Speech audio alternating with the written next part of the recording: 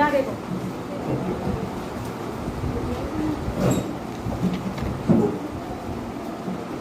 पढ़ने का मूड हो रहा है? Yes ma'am.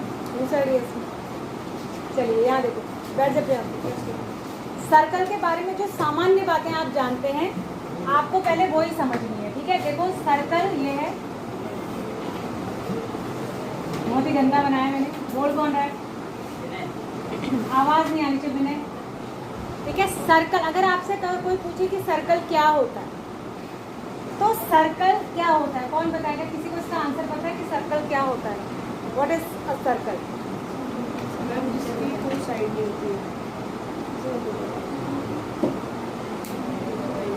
और सर्कल एक ऐसे पॉइंट का पाथ होता है, पाथ, रास्ता।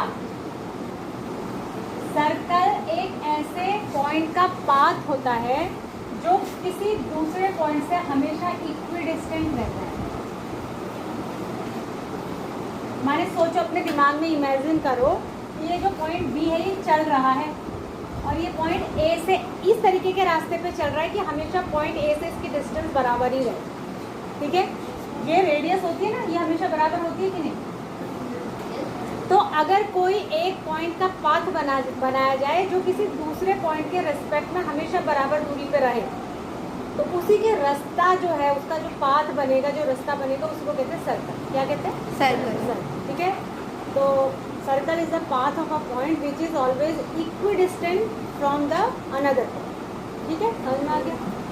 अब इस सर्कल में कुछ चीज़ें होती हैं जो आपको ध्यान से, बिल्कुल स्ट्रेट बैठिए, सीधे कमर करके, कुछ चीज़ें आपको याद रखिए। जो ये फिक्स पॉइंट है, जो चल नहीं रहा, उसी को आप कहते हैं सेंटर। क्या कहते हैं उसको? सेंटर कहते हैं। और जो ये है, जो इक्विडिस्टेंट है, मतलब इक्वल डिस्टेंस है, इसको कहते हैं रेडियस। क्या कहते हैं इसको? रेडियस। रेडियस का जो प्लूरल फॉर्म होता है, माने सिंगुलर में तो इसको रेडियस कहते हैं और प्लूरल में इसको कहते हैं रेडियाई। रेडियसेस नहीं होता है वर्ड, ठीक है? क्या होता है? रेडियाई वर्ड होता है, ठीक है? अच्छा, ये जो बाउंड्री है, जो रास्ता बन रहा है, इसको, ये बाउंड्री ही है। जैसे आप किसी क्वाड्रिलेटरल की बाउंड्री को क्या कहते हैं? पेरीमीटर। क्वाड्रिलेटरल की बाउंड्री को आप क्या कहते हैं? पेरीमीटर, ठीक है? लेकिन सर्कल की बाउंड्री को आप क्या कहते हैं? सर्कमफ्रेंस। यहाँ पर पाई का बड़ा रोल होता है। पाई, पाई एक कांस्टेंट है जिसकी वैल्यू 22/7 हम मानते हैं। कितनी मानते हैं? 22/7। फ्रैक्शन में लिखेंगे तो 22.7 मानते हैं, वैसे 3.14 लेते हैं पॉइंट। ये एक इरेशनल नंबर, बातें बता रही हूँ जो ध्यान रखना। इरेशनल नंबर, अब आप कहेंगे इरेशनल नंबर क्यों है मैम? ये तो 22/7 रेशनल जैसा दिख रहा है, आप इसको 3.14 लिख रही हैं, ठीक है? लेकिन जो इसका डेसिमल होता है ना, वो नॉन टर्मिनेटिंग, नॉन रिपीटिंग होता है। यहाँ पर ऐसा नहीं है कि इतनी वैल्यू होती है, बहुत लंबी वैल्यू इसकी आती जाती है और वो रिपीट भी नहीं होती है डेसिमल के बाद। तो इसका डेसिमल टाइप जो होता है वो नॉन टर्मिनेटिंग, नॉन रिपीटिंग होता है। और ऐसा डेसिमल जिसका भी होता है उसको हम कहते हैं वो इरेशनल नंबर। क्या बोलते हैं? इरेशनल, ठीक है? ये सारी बातें हो गई। सेंटर आपको पता चल गया, रेडियस आपको पता है, इसके सर्कमफ्रेंस किसको कहते हैं? जो इसकी बाउंड्री होती है उसको क्या कहते हैं? सर्कमफ्रेंस कहते हैं, ठीक है? अब अगर मान लिया आप इसमें एक ऐसी लाइन खींचें जो इसके सर्कमफ्रेंस के किसी भी कारण बनौला, जो हंसी आ रही है ना, सारे दांत बाहर निकाल दूंगी मैं। और बगल में ये तुम लोग बदतमीजी बहुत करें, मैं बहुत देर से नोटिस कर रही हूँ, तीनों जो बैठे हैं, विनय, हितेश और ये मत सोचो कि मैम की हमारे पे नजर नहीं है, मैम नोटिस नहीं कर रही है हम क्या करें। उठ जाओ तीनों अलग अलग, करण बनौला आगे आ जाओ, कम हियर, आगे इसको आगे उठाओ, तो पीछे चल जाओ, कॉपी पेन ले जाओ, तो उठ बिना यहाँ से, बिना उधर बैठेगा लास्ट सीट, ठीक है? ये अगर हम इसकी बाउंड्री के किन्हीं भी दो पॉइंट को मिलाने वाली लाइन ड्रॉ करें, किन्हीं भी दो पॉइंट जो कि सेंट्रल से सेंटर से, सर्कल के सेंटर से पास, सर्कल के सेंटर को हमेशा ओ से दिखाते हैं जनरली। अगर ये लाइन सेंटर से होकर नहीं जा रही है तो इसको कॉर्ड कहते हैं। क्या कहते हैं? कॉर्ड। और अगर ये सेंटर से होकर जा रही है तो इसी लाइन को डायमीटर कहते हैं। क्या कहते हैं? डायमीटर। डायमीटर। अब आपसे पूछे किसी सर्कल के कितने डायमीटर हो सकते हैं तो आप कहेंगे इनफाइनाइट। और अगर आपसे कोई पूछे किसी सर्कल की कितनी रेडियस हो सकती है तो भी इनफाइनाइट। ठीक है, ऐसी इनफाइनाइट लाइन हो सकती है जो सेंटर से होके जाए। ठीक है, और रेडियस इतनी हुई आधी, यहाँ से यहाँ तक, ओ से लेके डी तक रेडियस हुई, और सी से लेके डी तक क्या है? डायमीटर है। तो यहाँ से आप समझ रहे होंगे कि जो डायमीटर होता है वो रेडियस का डबल होता है, या ऐसे भी कह सकते हैं कि रेडियस होती है और डायमीटर की आधी होती है। कौन कर रहा है? कौन कर रहा है? तरुण कौन है? तुम लोगों को कुछ आदत है क्लास डिस्टर्ब करने की? शांति से बैठा नहीं जा रहा है? हैं? मतलब बैठे हो चेयर पे आराम से पंखे के नीचे तब भी कंफर्टेबल नहीं लग रहे तुमको? पूरा लदार लेने को चाहिए, पूरा पैरों को जगह चाहिए। धूप में बिठा दूंगी मैं बाहर, बहुत ज़्यादा दिमाग खराब हो रहा है। तो देख रहा है कि पढ़ा रही है तो घड़र घड़र घड़र घड़र करना जरूरी है। ठीक है, ये बात समझ में आ गई आपको? तो यहाँ पर क्या है, ये तो जनरल बात है। इतनी बात है आपको शायद पहले से पता होंगी, थोड़ी बहुत पता थी, इतनी बातें पहले से पता थी। अब यहाँ पर आपको एक नई चीज़ पढ़नी। थ्योरम से हम शुरू करते हैं। पहली थ्योरम है ये, equal chords of a circle subtend equal angles at the centre. आपको ये प्रूव करना है कि अगर दो बराबर कॉर्ड्स हैं, कॉर्ड्स आप समझ गए, कॉर्ड वर्ड आ रहा है, समझ में आ रहा है? तो अगर किसी सर्कल में दो बराबर कॉर्ड्स हैं तो वो सेंटर पर इक्वल एंगल बनाती हैं, ऐसा आपको प्रूव करना है। क्या करना है? सेंटर पर इक्वल एंगल बनाती हैं। ठीक है, तो कैसे प्रूव करेंगे? मान लिया आपने इसका प्रूफ देखा ही नहीं बुक में, क्या लिखा है हमें कोई मतलब नहीं, इसने कैसे प्रूव करा। आप खुद भी तो थोड़ा दिमाग लगा सकते। देखो, इस चैप्टर से जस्ट एक चैप्टर पहले, मतलब इससे पहले क्वाड्रिलेटरल है और उससे पहले ट्राइंगल है। ट्राइंगल में आपको क्या सिखाया? कॉन्ग्रुएंट करना। मैंने ट्राइंगल को कॉन्ग्रुएंट करना सिखाया ना आपको। क्यों सिखाया उसने? और उस चैप्टर को उसने सर्कल से पहले क्यों रखा? क्योंकि उसको पता था कि इसका यूज़ यहाँ होना और इसका यूज इससे पिछले वाले चैप्टर में भी होना। मतलब जो आपने कॉन्ग्रुएंसी ऑफ ट्राइंगल पढ़ा था ना छठे चैप्टर में, उसका छठा था सेवन चैप्टर, उसका यूज 8th में भी होना है, क्वाड्रिलेटरल में भी होना है जो मैंने अभी पढ़ाया नहीं, और सर्कल में भी होना है। इसीलिए वो चैप्टर इन दोनों से पहले रख दिया गया क्योंकि उसका इस्तेमाल यहाँ होना। अब मुझे ये प्रूव करना है कि ये जो दो कॉर्ड्स है ना, एक है AB और एक है CD, ये जो सेंटर पे एंगल बना रही है, मान लिया ये वाला एंगल 1 है, ये 2 है, ये बराबर होंगे। हमें प्रूव करना है एंगल 1 इक्वल्स टू एंगल 2। ठीक है, इसको कैसे प्रूव करेंगे? मेथड वो ही रहता है, सबसे पहले लिखा जाता है गिवन, फिर लिखा जाता है टू प्रूव, फिर क्या लिखा जाता है अगर कोई कंस्ट्रक्शन की जरूरत पड़ रही है तो कंस्ट्रक्शन, और लास्ट में प्रूव। ये लिखा जाता है। तो गिवन में मैं क्या लिखूंगी? देखो, सर्कल के सारे प्रूफ वाले क्वेश्चन करने का तरीका एक ही रहेगा, एक ही जैसा रहेगा। हमेशा आप गिवन में लिखेंगे a circle with centre O। क्या लिखेंगे? क्या किया है? A circle with centre O। और यहाँ इस केस में आप लिखेंगे and with 2 equal radius AB and CD। ये आपको दिया, ठीक है, ये आपको इतना दिया है। एक सर्कल दिया है जिसका कि सेंटर O है, जिसमें कि दो क्या हैं? कॉर्ड्स हैं, और वो सेंटर पे इक्वल एंगल बना रही है। इतना आपको दिया है। समझ में आ रहा है? समझ में आ रहा है? आपको क्या करना है? आपको ये प्रूव करना है कि ये जो एंगल सेंटर पे बन रहा है ना, ये एंगल इक्वल, सेंटर पे बनने वाला एंगल क्या है? इक्वल है। ऐसा आपको प्रूव करना है। ठीक है, तो हम क्या करेंगे? हमारे पास एक ही हथियार है कि मैं इन दोनों ट्राइंगल्स को कॉन्ग्रुएंट करूँगी, है ना?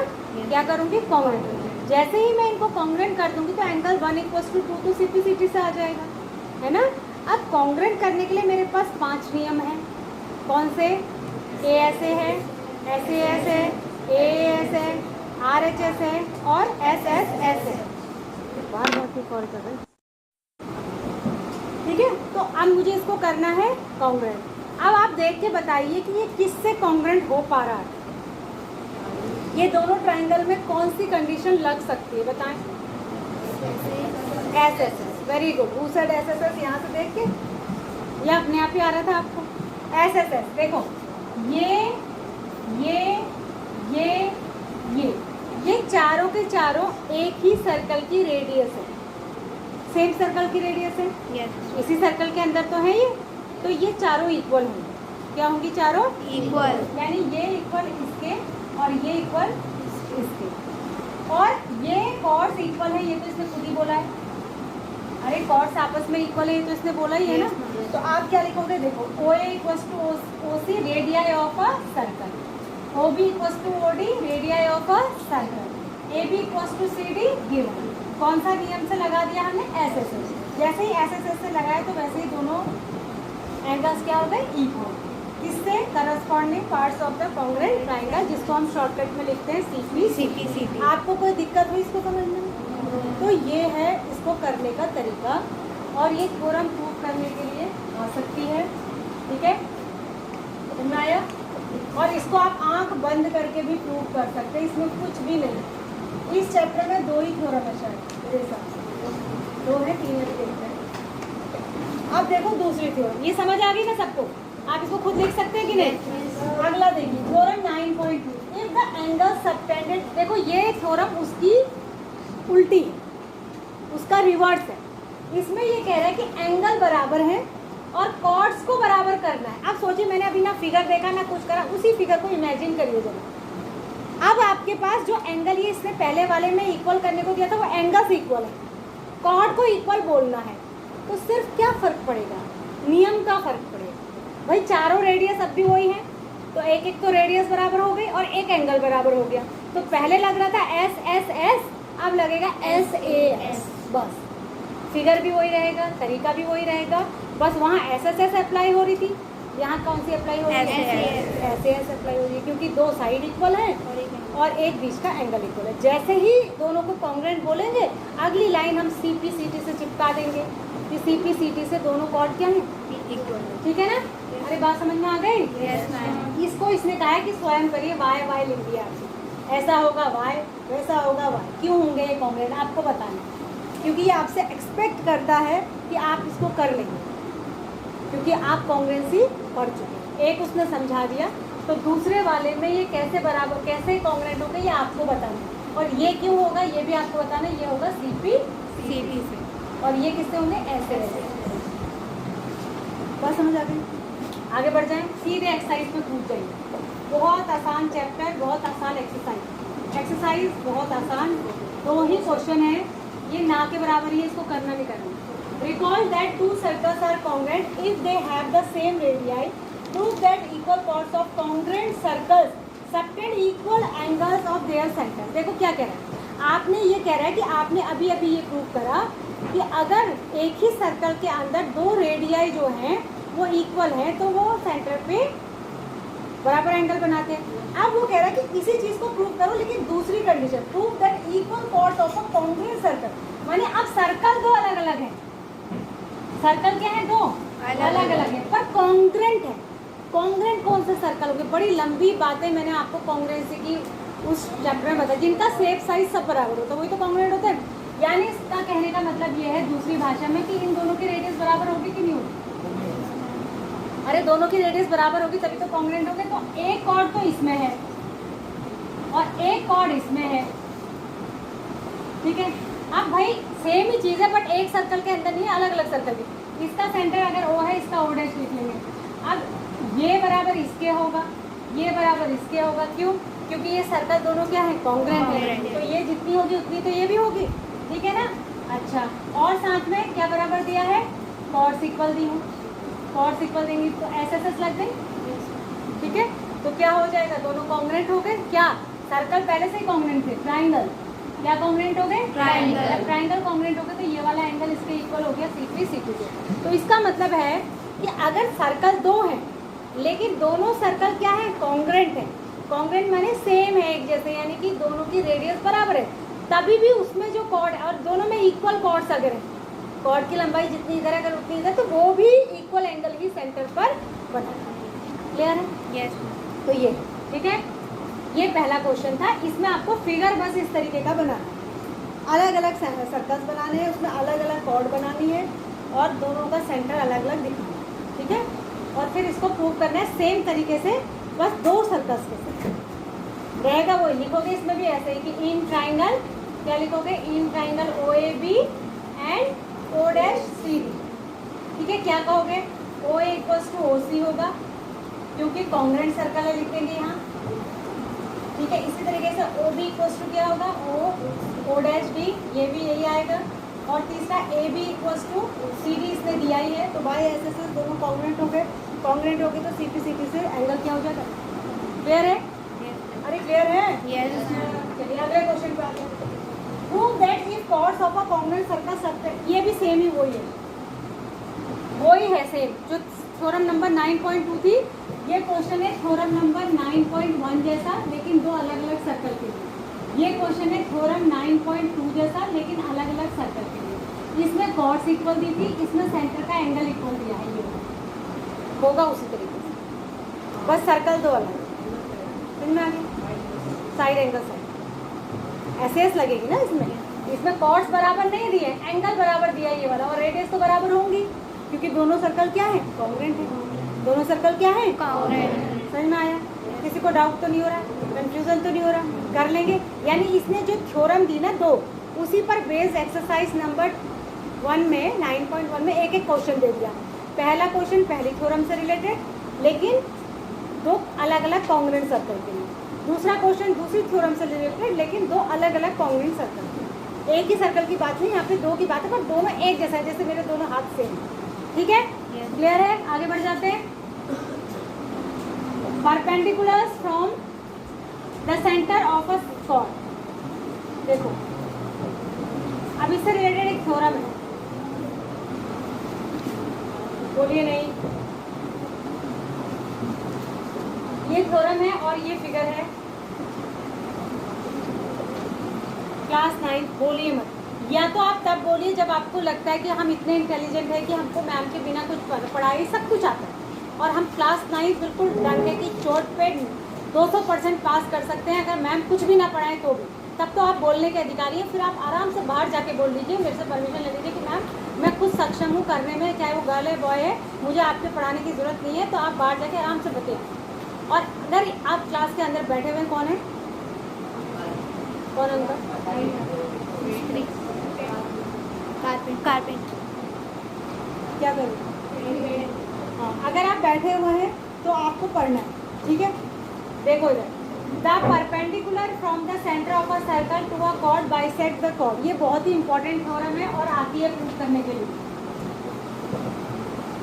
ये कह रहा है कि अगर सर्कल के सेंटर से कॉर्ड के ऊपर एक परपेंडिकुलर ड्रॉ करा जाए, सर्कल के सेंटर से कॉर्ड पर एक परपेंडिकुलर ड्रॉ किया जाए। परपेंडिकुलर कितने डिग्री पे होता है, 90 डिग्री। तो वो कॉर्ड को आधा आधा करता है, यानी बाइसेक्ट करता है। ऐसा आपको प्रूव करना है। क्या करना है, बाइसेक्ट करना है। बाइसेक्ट का मतलब क्या हुआ, एक तरीके से आपको ये प्रूव करना है AM इक्वल्स टू B, ये प्रूव करना है। इसमें आपका कंस्ट्रक्शन होगा, बहुत ही ईजी है, मैं आपको बताती हूँ। आप इसको मिला लेंगे और इसको भी मिला लेंगे, रेडियस हो गई दोनों।